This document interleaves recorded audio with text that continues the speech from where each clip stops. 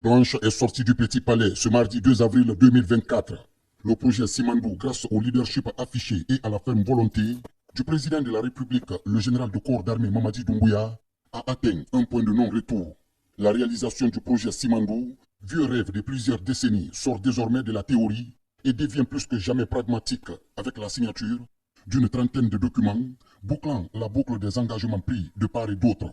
Sur le terrain, l'État guinéen et ses partenaires, à savoir Rio Tinto Simfer, Winning Consortium Simandou et le géant chinois de l'acier Baowu, mutualisent les efforts pour plus de résultats tangibles. Après plus de 2 ans de négociations entre les parties prenantes au processus d'exécution de ce méga-projet portant sur le plus grand gisement de fer non encore exploité au monde, des avancées majeures et significatives sont enregistrées. En plus des jalons posés dans le cadre de la mise en valeur effective de ce gigantesque et ambitieux projet, la Guinée et ses partenaires viennent de franchir une autre étape très importante de leurs négociations. Pour être plus précis, il s'agit de la signature des derniers documents de financement du projet Simandou, autrement appelé le closing financier. Nous sommes parvenus aujourd'hui à signer définitivement le bouclage financier de ce projet pour rendre le projet irréversible. On ne peut qu'être fier d'être guinéen, aussi reconnaissant du travail qu'a accompli et qui continue à accomplir notre président, qui est le chef de ce projet, et qui le suit le jour au jour. Le projet Simandou est un projet qui va changer complètement la structure de l'économie guinéenne. Ce sera un projet structurant, un projet qui va révolutionner la Guinée et faire de la Guinée un pays émergent. Et avec le leadership du président Mamadi Doumbouya, ceci est possible. Aujourd'hui, on se retrouve au niveau de la phase de closing.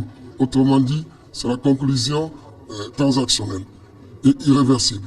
Et donc, qui donne une vie plus active au projet. Nous sommes à un point de non-retour et au bénéfice du peuple de Guinée. Simandou est un espoir.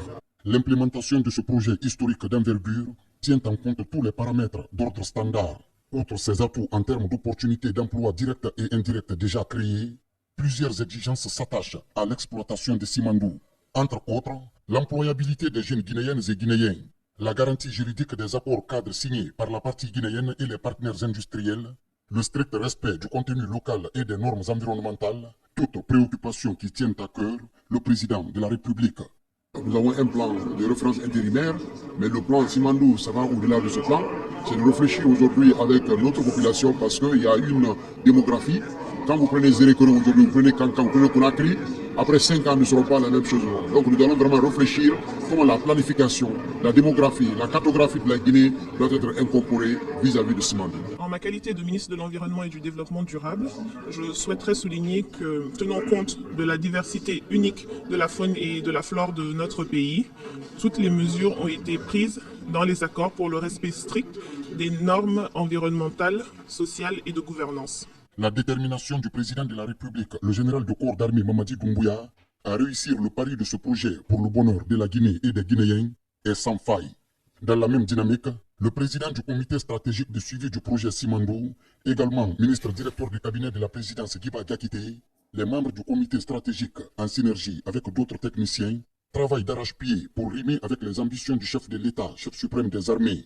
Aujourd'hui, c'est un jour historique puisque c'est la clôture des documents, le closing financier du projet Simandou. Après 2 années de négociations, je suis réellement ému d'arriver à ce moment. C'est des nuits blanches, des nuits interrompues de travail, d'abnégation pour aboutir à ce résultat au profit du peuple de Guinée. Grâce au travail de chacun, du comité stratégique, mais aussi du comité technique, mais également avec les conseils, les différents conseils que l'État a eus.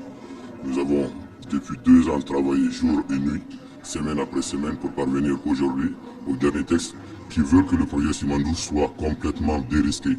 Et tous les accords liés au financement sont aujourd'hui clos. Donc ce qui était hier un rêve est devenu une réalité. Simandou existe désormais. Ça va se dérouler dans l'intérêt de la Guinée pour plusieurs générations encore. Simandou, ce n'est plus un rêve, mais c'est clairement devenu une réalité. Ça, c'est clairement grâce à la vision, la détermination, la clairvoyance, le leadership du chef de l'État, son Excellence, le général Mamadi Doumbouya.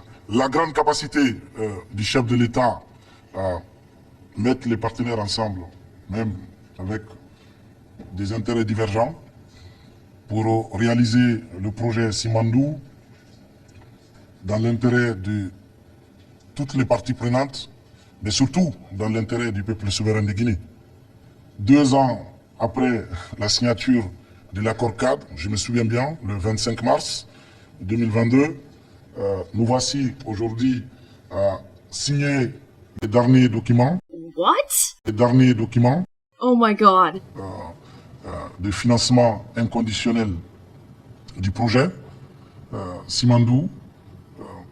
Je pense que c'est le témoignage de l'engagement de tous les partenaires ici présents. C'est également le témoignage de l'engagement des membres du comité stratégique pour la mise en œuvre de la vision du chef de l'État. Mais c'est aussi, surtout, l'engagement et l'abnégation des conseils qui nous accompagnent, la partie guinéenne, mais également les conseils des partenaires industriels.